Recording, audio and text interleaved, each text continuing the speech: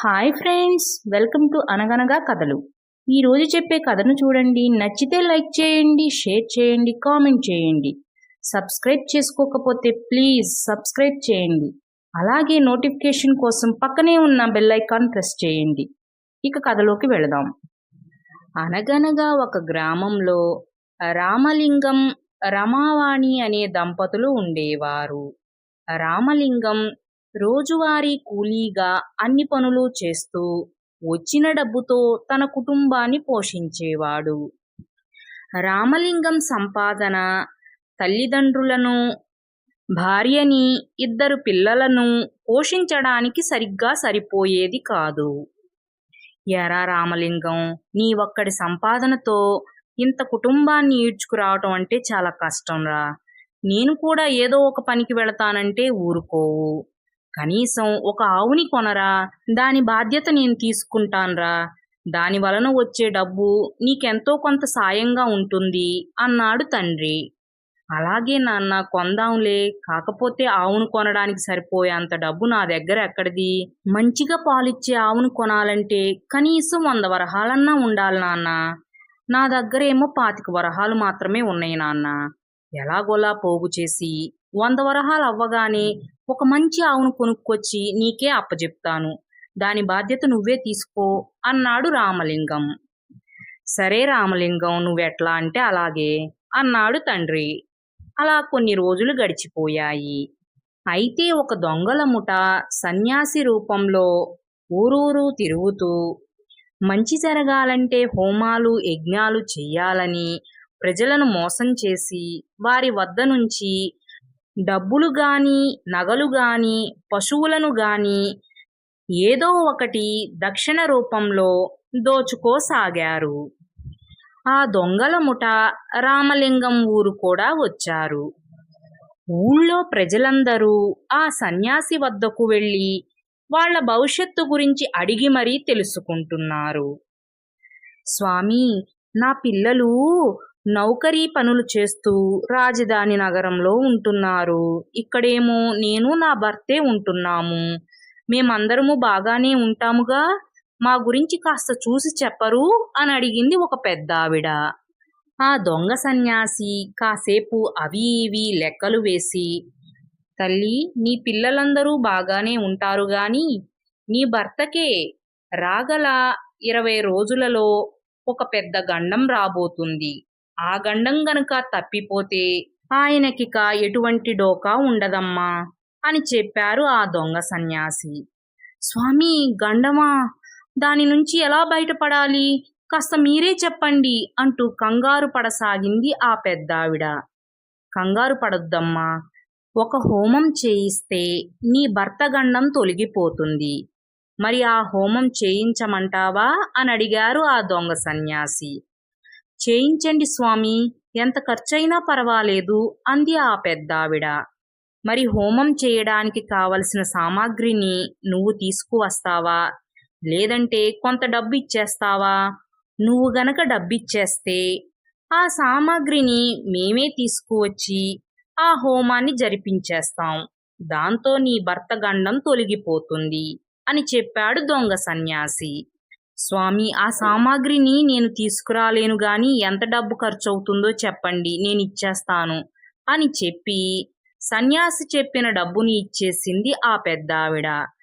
అలా ఊళ్ళో ప్రజలందరికీ ఏదో ఒక మాయమాట చెప్పి వాళ్లను భయపెట్టి హోమాలు, యజ్ఞాలు, దానధర్మాలు చెయ్యాలని చెప్పి వాళ్ళ దగ్గర నుంచి నగదును, నగలను, పశువులను దోచుకోసాగారు. అయ్యా రామలింగం, ఊళ్ళోకి ఒక సన్యాసి వచ్చాడయ్యా. ఆయన దివ్య దృష్టితో జరగబోయేవన్నీ ముందే చెప్తున్నారంటయ్యా. అలాగే ఏమన్నా కష్టాలుంటే హోమాలు చేయించి వాళ్ళ కష్టాలను కూడా తొలగిస్తున్నారంట. మనకి ఇంట్లో కాస్త డబ్బు సమస్యగా ఉంటుంది కదా, ఆయన వద్దకు వెళ్ళొద్దామయ్యా, ఏం చెప్తారో? దాంతో మన కష్టాలేమైనా తీరతాయేమోనయ్యా. ఒక్కసారి వెళదామయ్యా అంది తల్లి. అమ్మా, నీకు తెలుసు కదా నేను అలాంటివి నమ్మనని. మీరు కూడా నమ్మొద్దు. వాళ్ళు చెప్పేవేమీ జరగవమ్మా.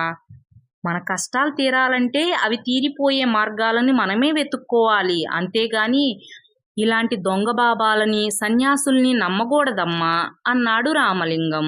సర్లే అయ్యా, నువ్వు రాకపోతే రాకపోగాని మేమన్నా కనీసం వెళ్ళి వస్తాం, ఆయన ఏం చెప్తారో చూద్దాం అని రామలింగం తల్లి భార్య ఆ సన్యాసి వద్దకు వెళ్ళారు. కొంతసేపటి తరువాత కంగారుగా ఇంటికి వచ్చి, అయ్యా రామలింగం, నెల రోజులలో నీకొక పెద్ద కష్టం రాబోతుందంటయ్యా, నీకు పెద్ద నష్టమే జరుగుతుందంట. ఆ నష్టం జరగకుండా ఉండాలంటే వచ్చే అమావాస్య రోజు హోమం చేసి ఒక పాడి ఆవుని దానం ఇవ్వాలంటయ్యా. దాంతో నీకు రాబోయే పెద్ద నష్టం తొలగిపోయి ఇక నుంచి అన్నీ మంచి రోజులే వస్తాయి అంటయ్యా. నా మాట విని ఆ ఆవుని కొని ఆ హోమం చేసి దానం ఇచ్చేసే, దాంతో మన కష్టాలన్నీ తీరిపోయి ఇక మంచి రోజులే వస్తాయ్యా, నా మాట విను అంది తల్లి. ఆవును కొని ఆ దొంగ సన్యాసికి దానం ఇస్తే నా కష్టం ఎలా తీరిపోతుంది? ఆవును ఉంచుకుంటేనే కదా నా కష్టమంతా తీరేది.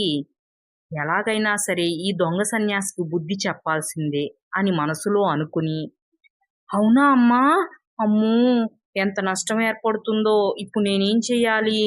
సరే పద, ఆ సన్యాసి వద్దకే వెళ్ళి మాట్లాడదాం అని తల్లిని తీసుకుని ఆ సన్యాసి వద్దకు వెళ్ళాడు రామలింగం. స్వామి, నాకు నెల రోజులలో పెద్ద కష్టం రాబోతుందంట కదా, అది తీరాలంటే హోమం చేసి ఆవుని దానం చెయ్యాలని చెప్పారంటగా. సరే ఆవును కొందామా అంటే నా దగ్గర అంత డబ్బు లేదయ్యా. ఒక మంచి ఆవుని కొనాలంటే 100 వరహాలన్నా ఉండాలి. నా దగ్గరేమో 25 వరహాలే ఉన్నాయి. మీరే ఏదో ఒకటి ఆలోచించి నా కష్టాన్ని తొలగించండయ్యా అంటూ దీనంగా అడిగాడు రామలింగం. వాడి దగ్గర నుంచి ఆ 25 వరహాలు కొట్టేయాలి. కొట్టేయాలంటే ఏం చెయ్యాలి? పొరుగు రాజ్యంలో భక్తులు నాకిచ్చిన ఆవుని వీడికి 25 వరహాలకే అమ్మేసి ఆ డబ్బుని తీసుకుంటాను. మరలా వాడి చేత హోమం చేయించి ఆ ఆవుని నాకు దానం ఇచ్చేయమంటాను. దాంతో డబ్బు వస్తుంది, ఆవు వచ్చేస్తుంది. ఇదే చెయ్యాలి అని అనుకుని, సరేనయ్యా, నీ కష్టం చూస్తుంటే నాకు జాలనిపిస్తుంది. ఎలాగైనా సరే నీ కష్టం తొలగించేస్తాను. నా దగ్గర భక్తులు ఇచ్చిన ఆవొకటి ఉంది. దానిని నువ్వు ఆ 25 వరహాలిచ్చి కొనుక్కో. కొనుక్కుని వచ్చే అమావాస్య రోజు హోమం చేసి దానిని నాకు దానం ఇచ్చేసెయ్యి. దాంతో నీ కష్టం తొలగిపోతుందయ్యా అని చెప్పాడు ఆ సన్యాసి ఎంతో మంచిగా.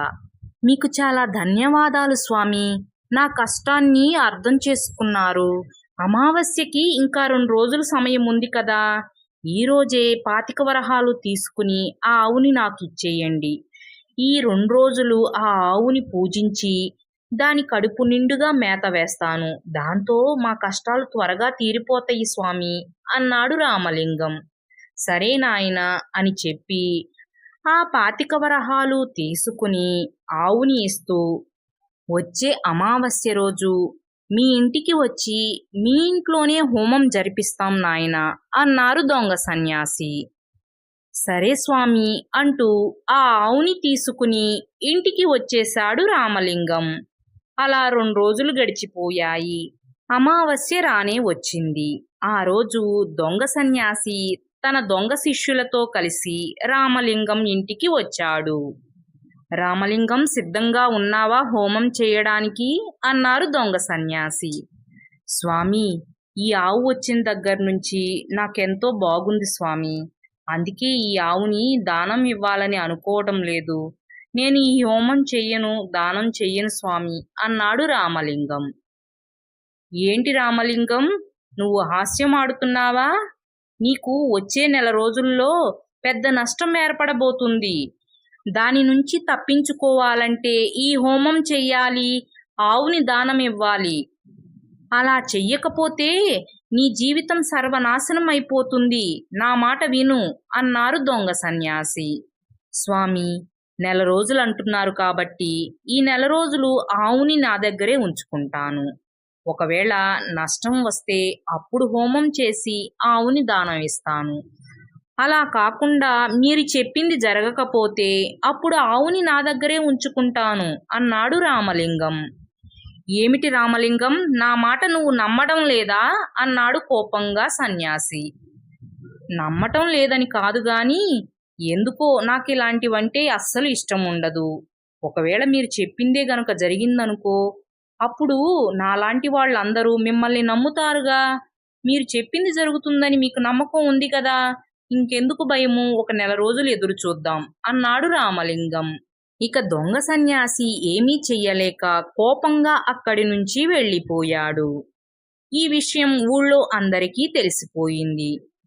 నెల రోజులలో ఆయన చెప్పింది గనక జరిగితే ఆయన దేవుడు, జరగకపోతే ఆయన దొంగ సన్యాసి అని ఊళ్ళో అందరూ మాట్లాడుకోసాగారు. ఒరే, ఈ ఊళ్ళో ఎంచక్కా ఒక 6 నెలలు ఉండి వీళ్ళందరినీ దోచుకోవచ్చు అనుకున్నాం. తీరా చూస్తే ఈ రామలింగడు వల్ల మన మోసం బయటపడిపోయేలాగా ఉంది. ఎలాగైనా సరే ఆ రామలింగానికి నష్టం చెయ్యాలరా.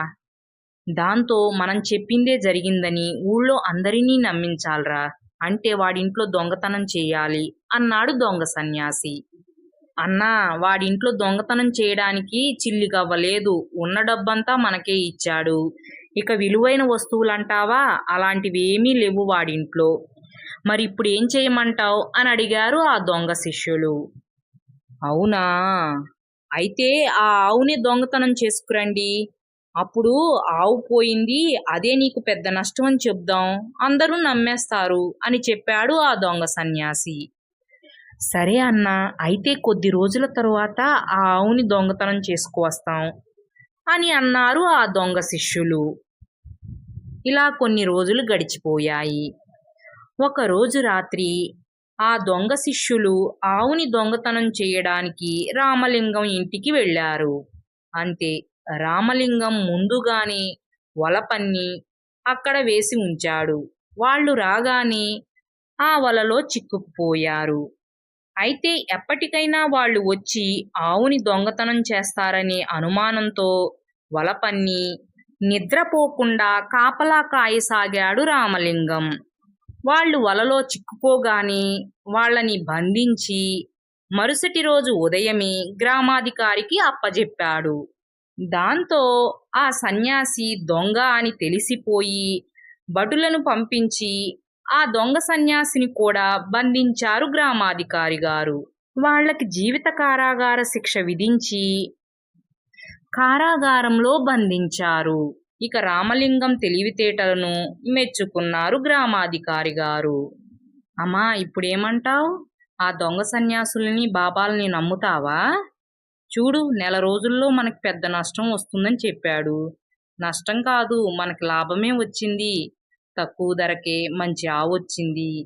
అదొచ్చిన దగ్గర నుంచి ఆదాయం పెరిగింది. ఏమంటావ్ అన్నాడు రామలింగం. అవునరా, నువ్వు చెప్తున్నా వినలేదు. ఇక నుంచి ఇలాంటి బాబాల్ని నమ్మను అంది తల్లి. ఫ్రెండ్స్, ఈ కథ మీకు కూడా నచ్చిందనే అనుకుంటున్నాను. Thanks for watching. మరో మంచి కథతో మళ్ళీ కలుద్దాం. అప్పటి వరకు సెలవు. Take care. బాయ్.